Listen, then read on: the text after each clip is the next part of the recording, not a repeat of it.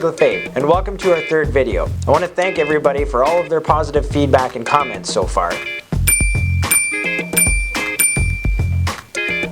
Can we make sure that my friends can't post on these pages anymore? But seriously though, we're really excited about these videos. The feedback has been tremendous and we're more than happy to keep doing these videos. Today we're going to talk about all the important points that you need to know about potentially co-signing for a loan. If you co-sign for a loan for somebody, you are responsible to make sure that that loan gets paid. So if you co-sign for a friend, brother, a sister, your mom, your dad, a son, a daughter, whatever the case is, if they don't make the payments, the banks are going to call you. You are the second in command on this loan.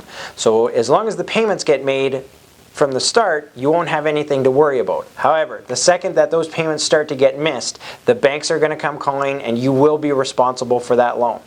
In the case of a car loan, if you co-sign for somebody and they don't make the payments and the vehicle gets repossessed, that affects your credit, and it affects it in a very negative way. Repossessions stay on your credit history for up to 7 years. It's extremely important if you do decide to co-sign for somebody that you trust that they're going to make their payments, or you're prepared to make their payments for them if they don't. One of the most common expressions I hear is, "Oh, I just co-signed for that loan," or "That's not my loan, I'm just a co-signer on the loan." If you sign your name, if you put ink to paper on any type of contract saying that you're a co-signer or a co-applicant or any variation of those, you are responsible. Regardless of the situation, regardless of the circumstances, you are responsible.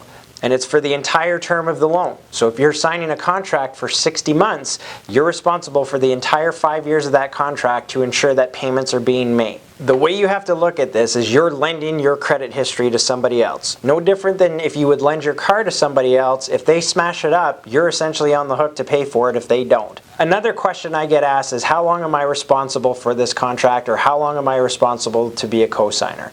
There are two answers to this question. The first answer, as I said before, is you are responsible for the entire term of the loan. So if you sign a 60-month contract or an 84-month contract or even a 96-month contract, you're responsible for the entire term. However, some banks will review after a year, 2 years, potentially 3 years or 4 years. It's completely up to the discretion of the bank, and at the end of the day, the review is purely based on your ability to repay back that loan over the remaining term. So although there is a chance if you co-sign for a loan you'll be removed of any responsibility after a year or 2 years or 3 years, it's not a guarantee. You still have to run the risk that the banks may still say no and want your name attached to that contract for the term of the loan. The other important thing to consider when you're co-signing for a loan is this will affect your debt service. If you're not familiar with debt service, this is a formula that the banks use on any application to decide if you are able to afford the loan or not.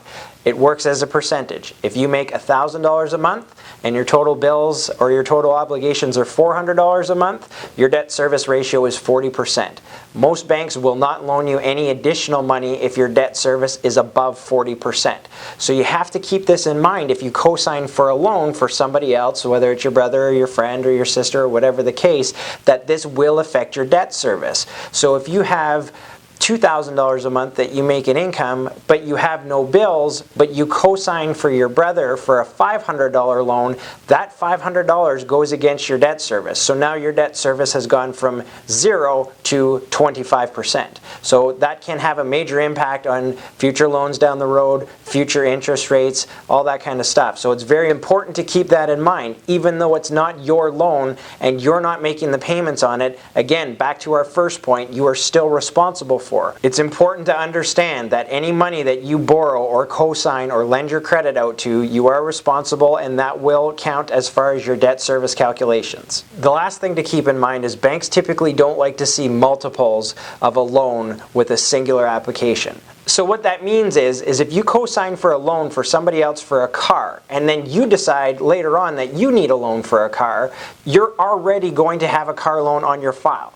So the banks are going to look at your file and say, you already have one car loan on your file, you're looking for a secondary loan, and all depending on your credit history, they might ask you for a co-signer on that loan because you already have one on your file. So that's something very, very important to keep into consideration if you plan on co-signing for somebody and you're looking for a car loan in the near future. Anything within a kind of a 6-month or a 12-month radius, you do run the risk of the banks asking you for a co-signer on your own car loan.